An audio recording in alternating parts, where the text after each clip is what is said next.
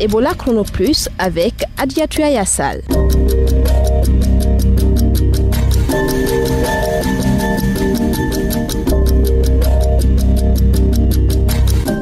Vous écoutez Ebola Chrono Plus, bienvenue.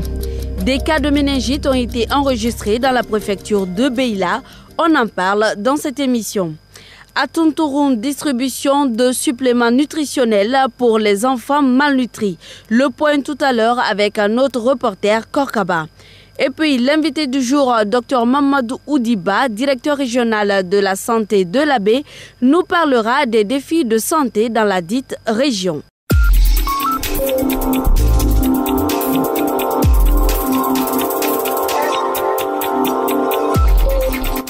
Bonjour à tous. Comme annoncé dans le sommaire, en Guinée forestière, des cas de méningite sont actuellement enregistrés chez les enfants dans certaines préfectures. À Beila, par exemple, des enfants souffrant de méningite sont reçus à la pédiatrie de l'hôpital préfectoral. Pour le docteur Ansoumane Fofana, responsable de la pédiatrie de Beila, cette maladie est liée à la saison et demande aux parents de déclarer tous les cas pour une meilleure prise en charge. Il est au micro de Makan Soumaoro. Cette période sèche est une période de méningite, mais grâce aux campagnes de vaccination qui sont passées, cela a permis vraiment de réduire considérablement ces méningites. Il y a une campagne de sensibilisation qu'on passe souvent à la radio pour informer la population vraiment des signes ou des prodromes vraiment liés à la méningite, pour une consultation vraiment précoce en vue d'une réponse rapide. En période sèche, il y a une recrudescence des infections ORL. Si vous avez une rhinite, donc des lésions des muqueuses nasales par exemple, ces lésions peuvent être des portes d'entrée pour les germes, pour la méningite. Mais la méningite la plus dangereuse qu'il faut reconnaître, c'est la méningite à méningo, qui constitue la forme épidémique. C'était le docteur Ansoumane Fofana, responsable de la pédiatrie de Beila. À Conakry, certains parents interprètent mal la campagne de vaccination contre la polio qui vient de s'achever. La principale raison de cette attitude est l'ignorance. Selon les agents de santé qui mènent la sensibilisation, ces parents soupçonnent le vaccin contre la polio d'être à la base d'autres maladies. Le point dans ce reportage de notre collaboratrice Tenenfi Djoubate.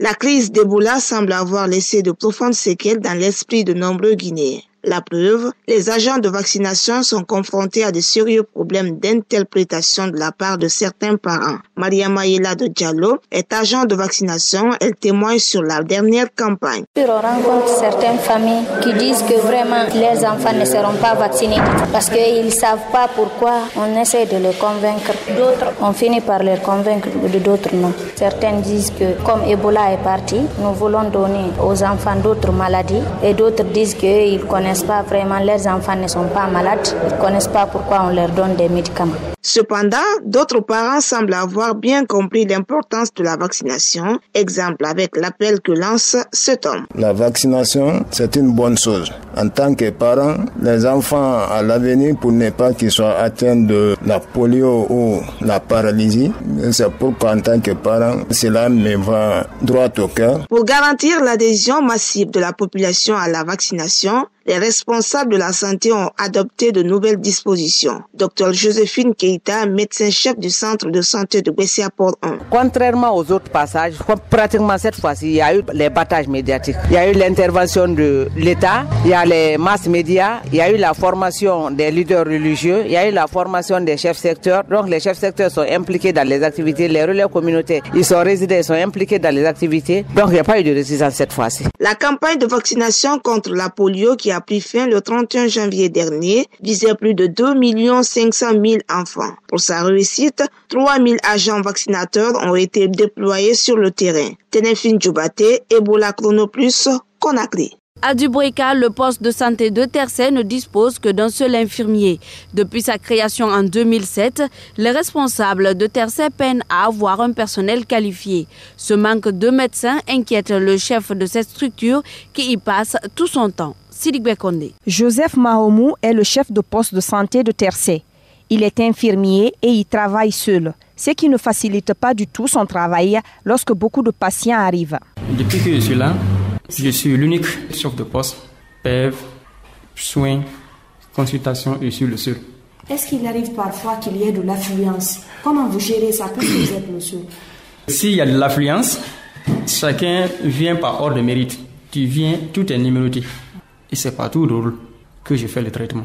Le chef du district de Tersey n'est pas resté indifférent face à cette situation. Momo Arafan Souma a fait plusieurs plaidoyers auprès de la direction préfectorale de la santé de Dubrika afin de régler ce problème, mais en vain. Bon, ça a été tout le temps notre revendication auprès de la DPS, mais jusqu'à maintenant, il n'y a pas eu de décision appropriée à la matière. C'est lui seul qui évolue ici, et très jeune infirmier qu'il est.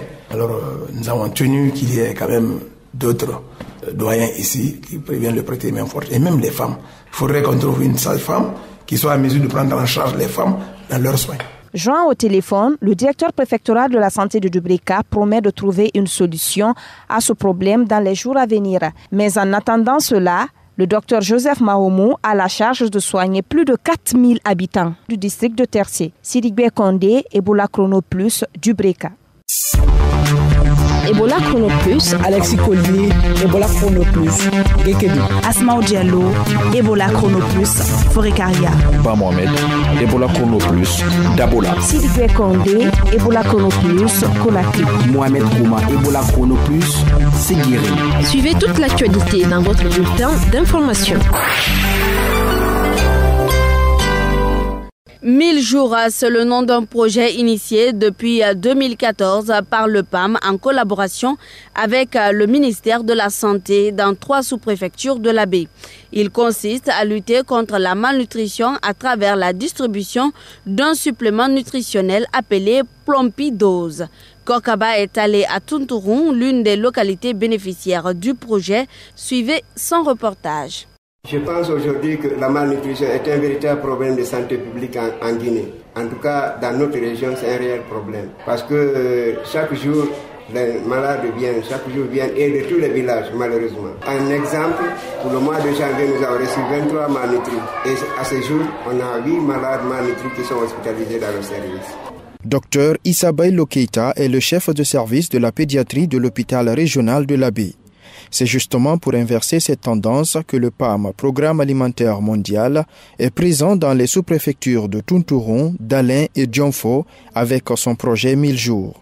Dr Mahawa Donzo est chef du dit projet. On est dans 29 villages de ces 3 zones. On fait la prévention de la malnutrition chronique dans ces 3 zones. La distribution de Plompidose aux enfants malnutris ou pas, des activités de démonstration culinaire avec nos aliments locaux et les activités de communication pour le changement de comportement de la communauté. Depuis mars 2014, les enfants âgés de 6 à 23 mois dans les localités concernées reçoivent chaque mois un complément nutritionnel appelé Plompidose pour prévenir et corriger la malnutrition. Oumou Diallo de Tunturun en donne à son enfant. Elle apprécie le résultat. J'ai commencé à en donner à mon enfant vers la fin de 2014 et début 2015.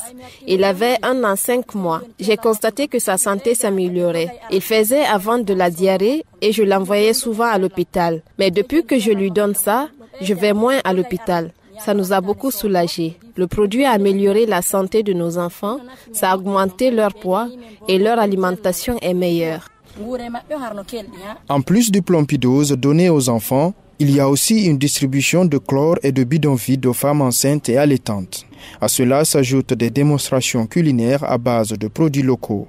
Dr Mahawa Donzo trouve que les messages véhiculés lors de ces activités ont un impact positif. Nous avons remarqué dans la communauté que l'utilisation des centres de santé et des postes de santé a augmenté. Le taux des femmes qui font leur CPN a augmenté. On a vu que tous les enfants du programme ont fait leur vaccination complètement. Et ils font moins de maladies diarrhéiques et moins de paludisme. Parce que nous faisons des communications à travers ça. Nous passons aussi des messages sur l'hygiène. À ce jour, le projet a touché 4 985 femmes allaitantes, 2 364 femmes enceintes et 3 379 enfants. Korkaba, Ebola Chrono Plus, la baie. Pour toutes vos questions sur Ebola ou la santé, appelez-nous au 624 19 78 64. À présent, musique avec ce featuring banlieusard à Kandiakora. Il nous propose le titre Mariage. Écoutez et on se retrouve juste après.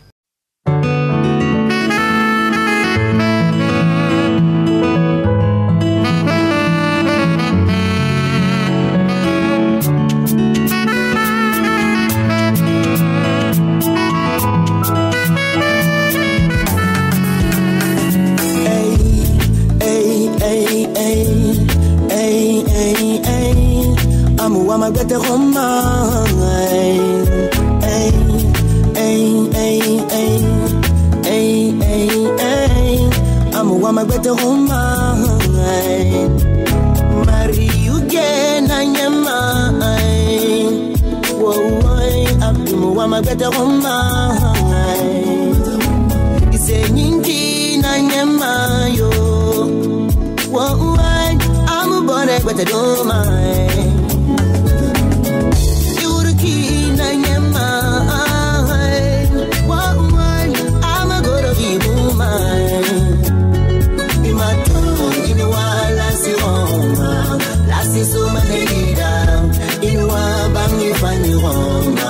Anafan so manelida. Inwa woto fanyi Roma. Araba manelibena. Naso manelida. Bari mai tini. Bari mai you get fine. Yandi alu aridoro. Sunna no farirai. Adoni fe mafutira. Ndende munu ama. Alu aridoro. Arife mfutira. Iradi fanye bari abe. Isewere sobangi. Idemba yara sabati. Yandi bangira yirwa. Sewere sobangi. Bangira yirwa. Yandi alu aridoro. Sunna no farirai. Iga findi madamu mbayira. Ena iga no senye na mubeva. Hey, hey, hey, hey, hey, hey, hey. Amu wama gwete Roma.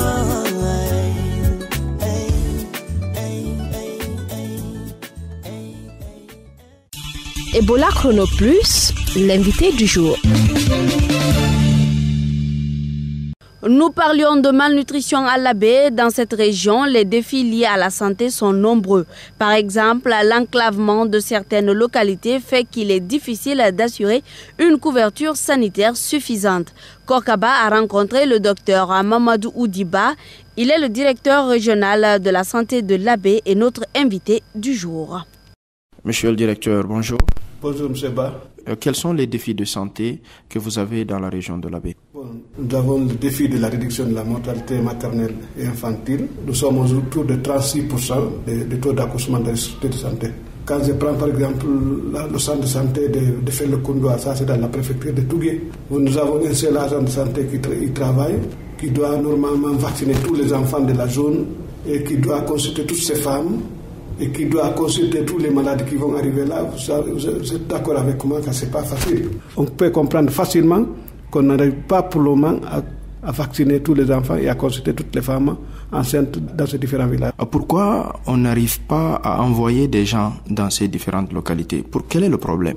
C'est un problème national. Si je peux dire, plus de la moitié des personnels se trouvent à Conakry. À l'Abbé ici, nous avons un grand pléthore de personnel, il y a des centres de santé où nous avons 10 agents par poste. Mais comme on n'a pas la force qui nous permet de les envoyer dans les zones enclavées, quand ils les envoient, c'est une décision qui vient de Conakry pour les remettre à Conakry. Il y a des préfectures qui avaient reçu jusqu'à 12 médecins. Mais aujourd'hui, tu n'as personne. À Koubia, on n'a que le DH qui est médecin. Est-ce que vous posez ces problèmes-là au niveau le plus haut? Le niveau central, on connaît. Hein?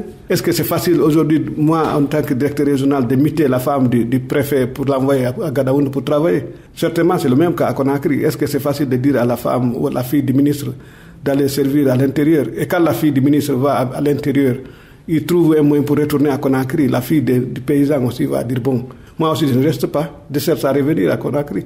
C'est comme ça. Il y a des problèmes, c'est réel. Qu'est-ce que vous envisagez comme solution malgré toutes les difficultés? Les solutions locales que nous disposons actuellement, c'est de recruter des contracteurs locaux avec la communauté. C'est ce que nous sommes en train de faire. Ce sont ces contracteurs locaux-là qui sont en train de travailler avec nous. Ce sont eux que nous essayons de motiver avec nos maigres moyens pour maintenir au moins un niveau d'activité un peu élevé. Pour le moment, c'est ce que nous pouvons faire. Mais nous avons quand même l'espoir avec le nouveau recrutement qui est annoncé de 2000 fonctionnaires que ces agents seront directement mutés dans les postes de santé et dans les centres de santé et que désormais, quand on mute un agent, il va rester. Si nous avons cette force qui nous renforce ici, qui nous encourage, je pense que petit à petit, nous pourrons vacciner tous les enfants et suivre toutes les femmes en grossesse. Et si aussi on a un jour le courage de redéployer le personnel, si nous redéployons à partir de Conakry, les régions ont le courage aussi de redéployer ce même personnel vers l'intérieur. Mais ce n'est pas facile de voter une loi dans une préfecture ou dans une sous-préfecture alors que cette loi n'est pas adoptée au niveau national. C'est ça le problème. Merci beaucoup, monsieur le directeur. C'était le docteur Mamadou Oudiba, directeur régional de la santé de la baie. Ebola Chrono Plus, à vous la parole. À présent, les questions des auditeurs avec Asmaou Diallo. Bonjour. Bonjour à Diatou et bonjour à toutes et à tous. Bienvenue dans cette rubrique À vous la parole. Une rubrique faite pour vous et par vous. La première question. Moi c'est Diawara Alpha Madoua. Je voulais savoir à quelle manière et à quelle façon la maladie appendicite provient à quelqu'un et les remèdes. C'est ça que je veux dire. Notre consultant, le docteur Ben Youssouf Keita, répond à l'inquiétude de cet élève. L'appendicite, c'est l'inflammation de l'appendice. Elle est provoquée soit par les parasites ou par le dépôt de cristaux. Alors, soit les parasites tels que les ascaris, qui peuvent venir se loger là-dedans et gonfler l'appendice qui va provoquer une appendicite. Ou, il y a des oxyruses qui peuvent le faire. Ou, par exemple, le dépôt de cristaux qui vont finir par former comme un petit caillou. C'est pourquoi on dit couramment en malinké kaba, béré, on dit en poula kaye, en sousou guémé, en kissi on dit tenin. Et comme ils sont durs, il y a les résidus qui l'entourent, ça va finir par gonfler l'appendice et diminuer la circulation à son niveau et ça provoque l'appendicite. Pour les moyens de traitement, Dr Ben Youssouf Keita est strict sur la question. On l'écoute. Il y a 3 signes, tous les médecins connaissent. Il y a le Blombert, il y a le Rovzing, vous comprenez? Il y a le soie ciliaque. Quand ça c'est positif, avec la température qui est là et avec le laboratoire que vous allez voir, augmentation de la neutrophilie, il y a l'appendicite, il n'y a pas 1000 traitements, c'est chirurgical. Il faut opérer. Comprenez? Ici, on opère beaucoup d'appendicite. Sur 100 cas d'appendicite opérés, vous allez trouver en réalité qu'il n'y a pas 10 qui souffrent vraiment d'appendicite. Les gens se donnent le malin plaisir d'enlever les appendices. Non, l'appendice a son rôle. Si vous enlevez l'appendice de quelqu'un, vous le handicapez. Parce qu'il va continuer de manger, il peut être parasité. Où vont se déposer maintenant ces parasites ou ces cristaux? Ça risque de créer d'autres complications. La deuxième question est liée à la dysenterie amibienne. Moi, je suis un étudiant Bafodé Kaba. Moi, ma question, j'aimerais savoir ce qui provoque réellement la dysenterie amibienne. Moi, ma question, c'est juste ça. Alors, Bafodé, c'est une autre maladie des mains sales. On écoute à nouveau le docteur Ben Youssouf Keita. La dysenterie amibienne est due aux mêmes sales. C'est une question d'hygiène. Généralement, les amibes, ils sont soit dans l'eau et dans les feuilles. Feuilles de patates, feuilles de manioc, salade, l'eau qui n'est pas bien filtrée ou l'eau qu'on prend comme ça, les aliments crus. Donc, quand vous touchez les aliments avec votre main souillée, vous ne l'avez pas lavé, vous allez contaminer l'aliment. Et si vous mettez dans la bouche, vous vous contaminez vous. Pour éviter une dysenterie amibienne, il faut boire de l'eau propre. Si vous allez acheter de la salade, vous devez la manger crue, il faut très bien la laver, surtout avec un peu d'eau de javel. Bien nettoyer la tomate que vous allez mettre là-dessus, bien nettoyer la carotte que vous allez mettre là-dessus, bien nettoyer l'oignon que vous allez mettre là-dessus. Bien le nettoyer. Et là, vous pouvez éviter. En dehors de cela, si vous devez faire la cuisson, il faut que ce que vous cuisez soit bien cuit. Voilà. Voilà, faites comme eux. Envoyez-nous vos questions au 624 19 78 64. À vous la parole, c'est tout pour aujourd'hui. Merci de votre confiance. Merci Asmaou. Ebola Chrono Plus, c'est fini pour aujourd'hui. Sachez que vous pouvez réécouter cette émission dès demain sur YouTube. Tapez Ebola Chrono, puis vous choisissez la date de diffusion de l'émission qui vous intéresse. La rédaction en chef était assurée par Afio Amata, la technique par Mamadou Kone, assisté par Cabinet Sano, et à la présentation par Adiatou Ayassal. Merci de votre attention et prenez soin de vous. Au revoir.